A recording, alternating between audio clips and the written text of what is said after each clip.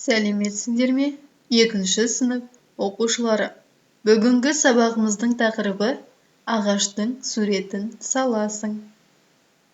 Ағаш, дерево, суретін саласың, нарисуешь.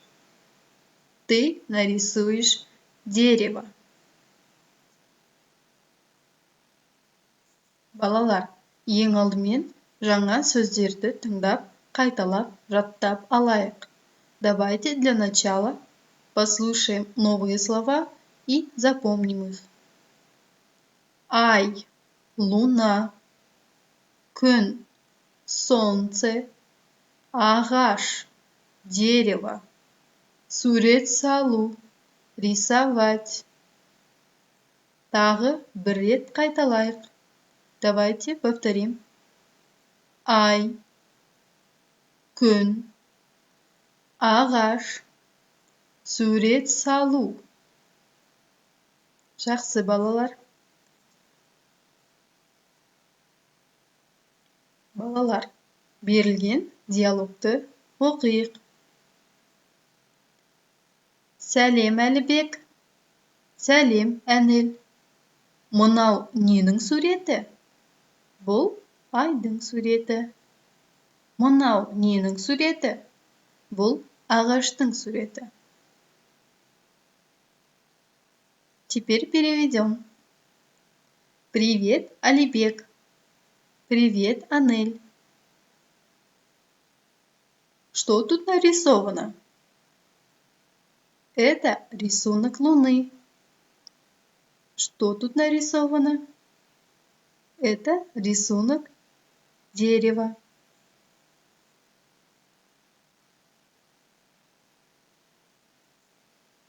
Енді балалар, суреттердің орнына қажетті сөзді қойып жазайық. Давайте напишем предложение, вставляя вместо рисунков нужные слова. Первое предложение. Анель. Здесь у нас солнышко нарисовано. Как солнышко на казахском? Правильно. Күн. Значит, Анель күннің суретін салды.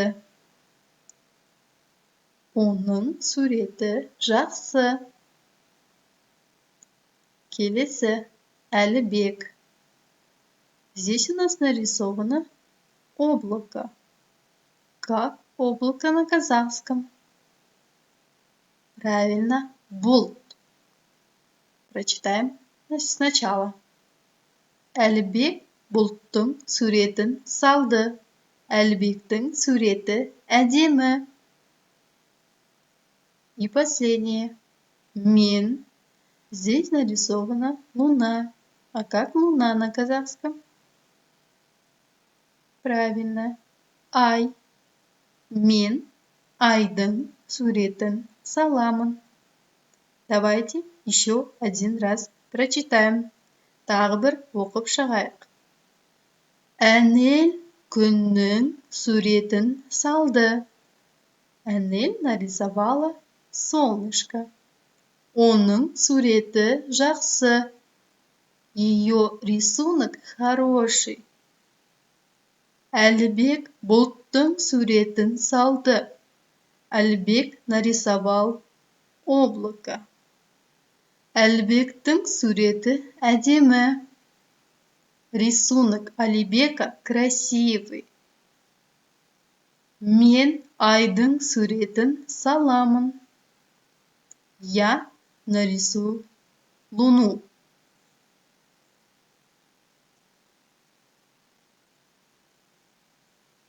Енді балалар, берілген сұрақтарға я, жоқ деген сөздерді қатыстырып жауап берейік. Давайте ответим на вопросы со словами да и нет. Первый вопрос. Бірінші сұрақ. Сен сурет саласың ба? Ребята, мы должны ответить со словом да. А у нас вопрос такой. Ты будешь рисовать? Да, я буду рисовать на казахском. Правильно, Я, мен сурет саламын. Теперь мы должны ответить нет, я не буду рисовать.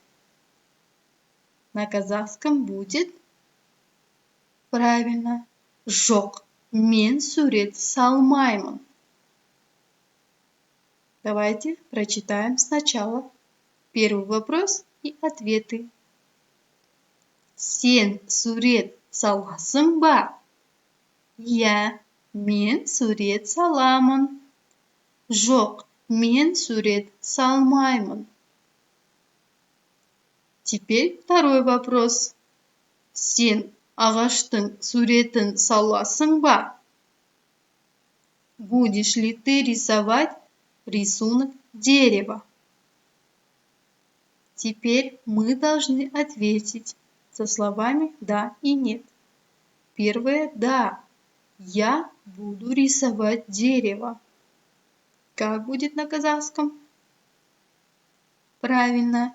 Я, мен ағаштың суретін саламын.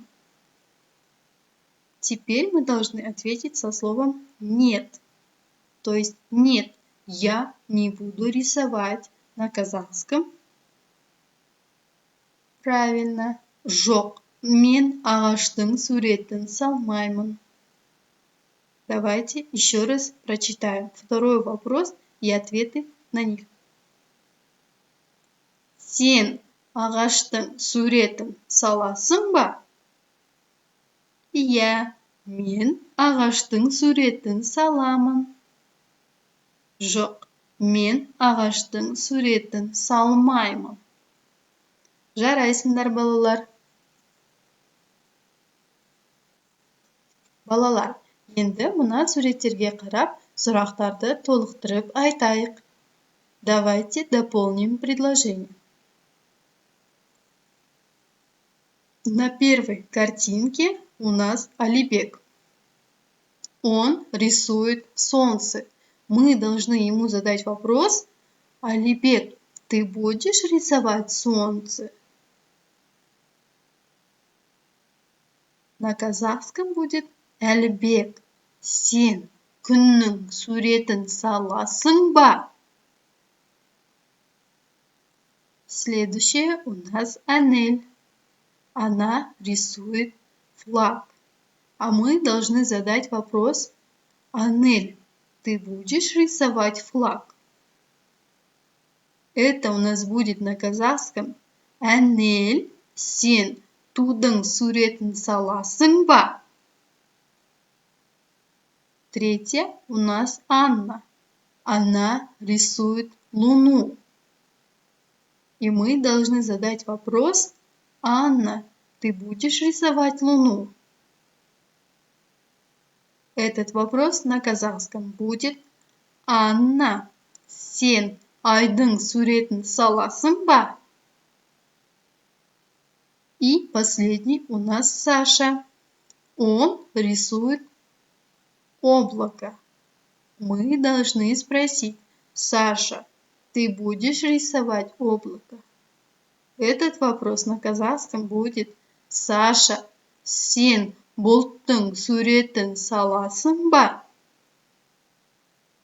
Давайте один раз повторим все вопросы. Әлібек, сен күннің суретін саласың ба? Әнел, сен тудың суретін саласың ба? Анна, сен айдың суретін саласың ба? Саша, сен бұлттың суретін саласың ба? Жарайсыңдар, балалар. Осымен біздің бүгінгі сабағымыз аяқталды. Назарларыңа рахмет.